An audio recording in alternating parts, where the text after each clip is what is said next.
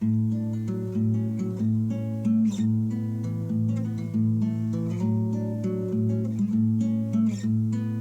everybody, welcome back to Conscientious Omnivore.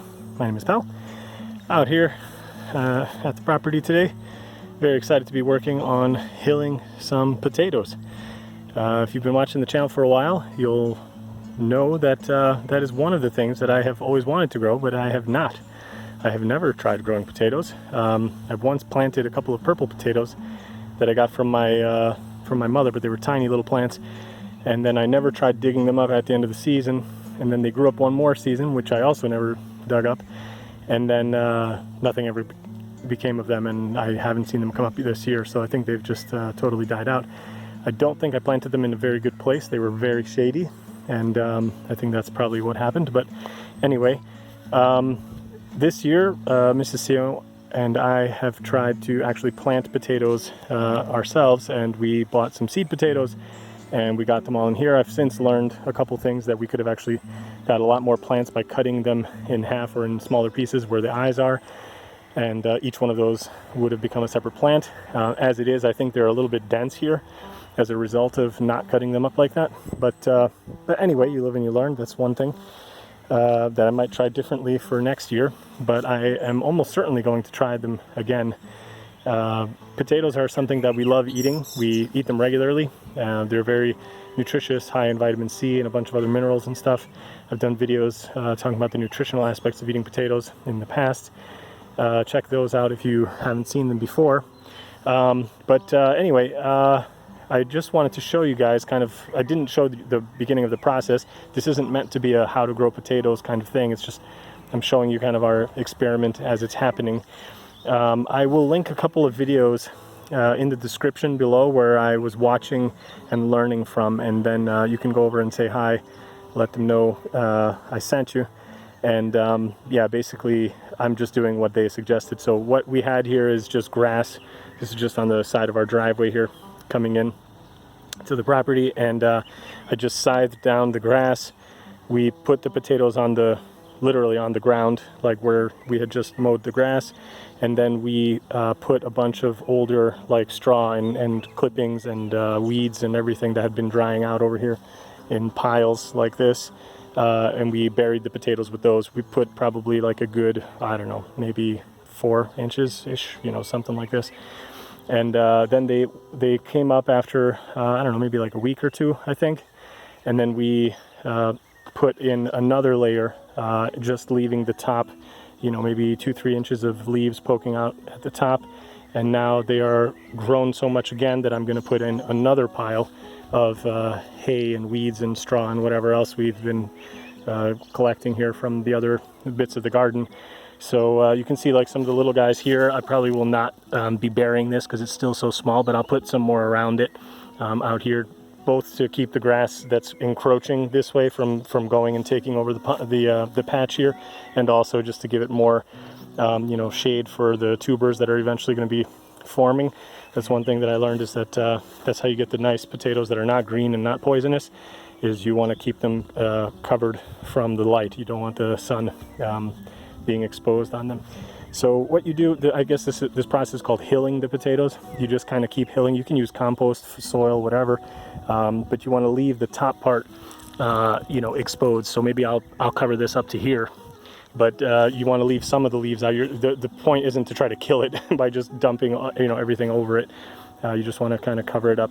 So again, this isn't really meant to be a how to grow potatoes, but it's just something I'm trying. I want to show it to you guys. I'm excited about it. I think they are looking really healthy, and they're growing very fast. I did water this today, this morning, just before I'm going to start, hilling them, because I wanted the moisture to get down into that lower level. We've had pretty good luck with rain. This May, it has been quite rainy. So unlike the previous summer where we had extreme dryness, like almost right off the bat, this spring has been actually pretty good with rain. So we'll see how that progresses for the summer, but I'm gonna just come in here, put some of these weeds and hay and grass and whatever else we had in here, hill them up, and then I'll show it to you guys what it looks like at the end. All right guys, so that's what it looks like. As scary as it is, it's really counterintuitive to me. this whole process, but I mean, I can understand it logically, but just like my gut is like, oh my God, I'm gonna kill the plants. I'm like covering them up and only leaving the tops exposed. But everyone assures me this is the correct way to do the no-dig potatoes. So I am gonna see what happens. And it did come out, you know, fine after I healed them the first time. So you could see how well they looked just before I did this. And I'm confident that it will happen again. We're gonna potentially get a nice little rain right now. Looks like some gray clouds are coming in. Time for a lunch break anyway. So Mrs. Sue and I are gonna go take a break, and maybe it'll rain on this, which would not be too bad. But if nothing else, then I'll just come and water it, maybe like, you know, a day or two from now. And anyway, I think it's gonna be fine. So yeah, you can see some of the little guys, you know, I barely left any out. There's some of the bigger ones. It was kind of difficult to cover them all the way to the top of the leaves, because then I would be kind of, you know, running in danger of covering the little guys completely, like that guy in there. There's a little tiny one there. But I think it's going to be good. I'm pretty happy about it. And I think, you know, I just want to say a quick few words about this. One is, obviously, I want to show you guys the results regardless of how it comes out at the end of the, you know, harvest. I want to show you what we get out of this. To see, you know, kind of like the process to the end. So make sure to subscribe if you want to see the end videos. But also, I want to do a video coming up soon, which I kind of started filming, I don't know, probably a couple years ago. I just never finished it. And I think now more than ever, I want to finish the topic. It's talking about kind of the idea of being, what do you call it, self-sufficient, or, you know, self-reliant. What are those terms, and what do they mean, and what do they mean to me, and what are the differences? You know, I have this idea that it's really, really difficult to be completely self-sufficient. I think most people would agree with that.